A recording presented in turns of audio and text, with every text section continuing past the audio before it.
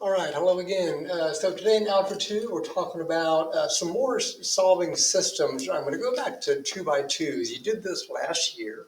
We're going to talk about the substitution method when, like on Friday, we saw some 3 by 3s where it was super easy to solve for one variable. You just kind of went backwards and plugged in numbers. This is going to be a little bit less simple. So pretty simple, but a little bit less simple. So let's take a look at this 2 by 2 like you had from last year. So here, what you want to do is look for a variable that's easy to get by himself. And notice, if I just move this 5y to the other side by subtracting it, then I can get x by itself, just like that. So this is going to end up being x equals negative 5y minus 14. Okay? Now what we want to do with that is we want to plug that expression, not just a number this time. We want to plug that whole expression into the x in the other equation. Really important to plug it into the other equation, okay? So I'm going to write that out, and remember, always use parentheses whenever you're plugging things in, whether it's a number or an expression. You definitely want to use parentheses so you kind of keep things all in line. So you got negative 5y minus 14 minus 2y, don't forget about him, and then 9. And now we just do the algebra, right? So we distribute the 3 through and then combine terms and just get y by itself. So let's do that. So we got negative 15y minus 42 minus 2y, sorry about that, equals 9. We can combine the y terms, so that becomes negative 17y. And then we can add the 42.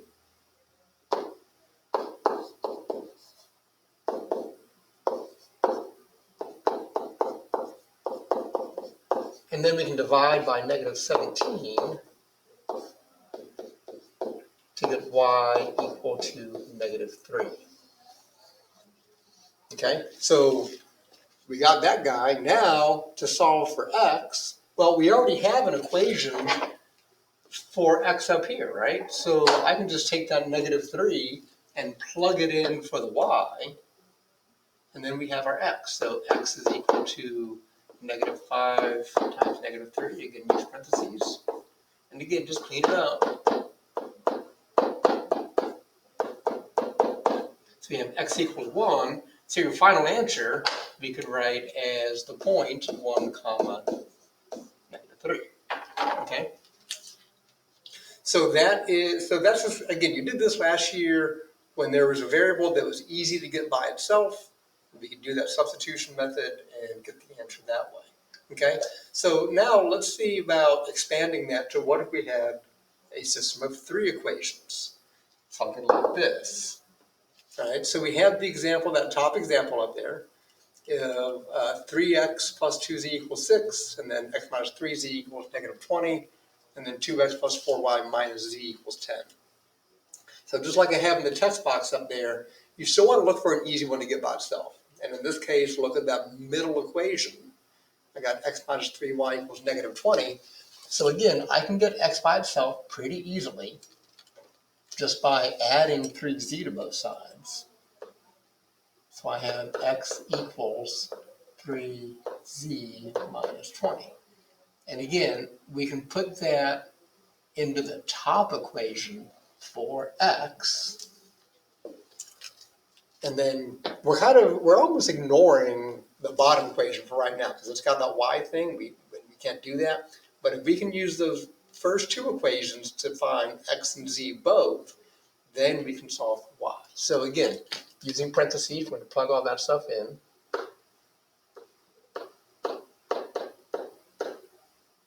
That should be a 20, not a 6. I'm going to rewrite that.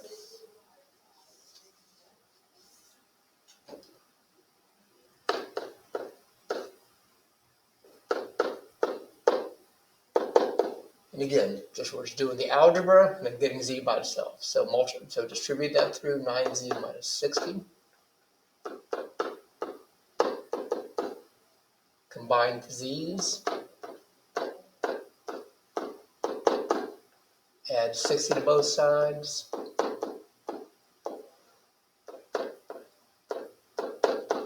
equals 66, and then divide by 11, so z is equal to 6. And again, now we can take this, and we can plug this into my expression so I can find x. So now x is going to be equal to 3 times 6 minus 20, and that's just going to be 2, or negative 2, I should say.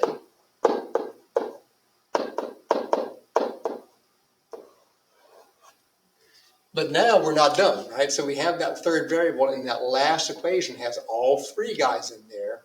So now we need to plug my x and my z values into that last equation and solve it for y. So we have negative 2 times negative 2. Again, always use parentheses. I don't know why.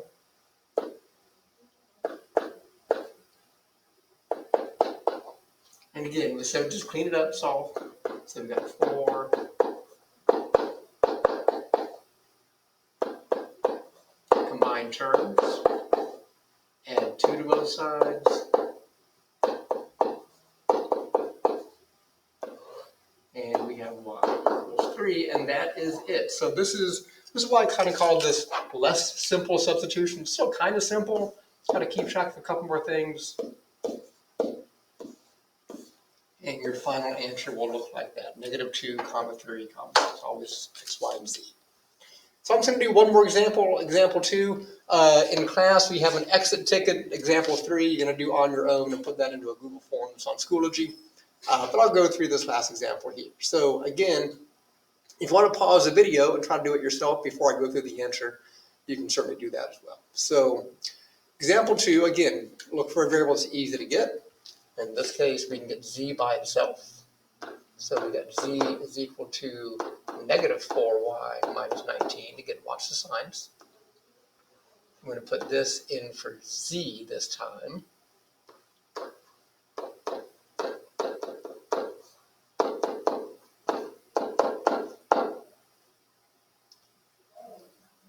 Clean it up and do your algebra.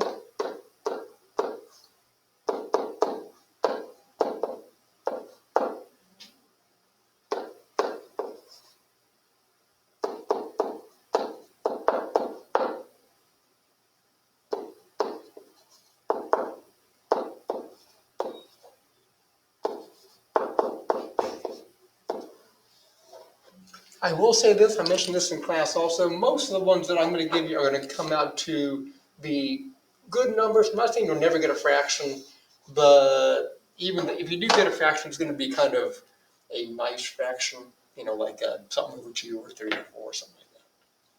So kind of keep that in mind also. So now when you plug in the negative y to find z, now we have z is equal to negative 4 times negative 4.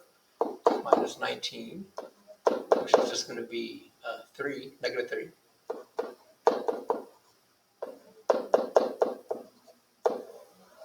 And now we can take those 2 values, put it into the last equation, the bottom equation, and find x.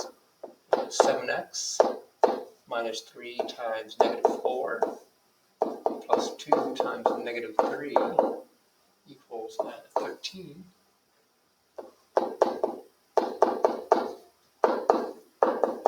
So again, multiply it out, watch your signs, combine things. I know that's 6.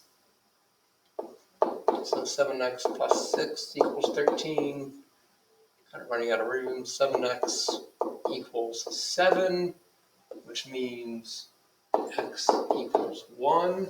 So your final answer on this one is 1, negative 4, and negative 3.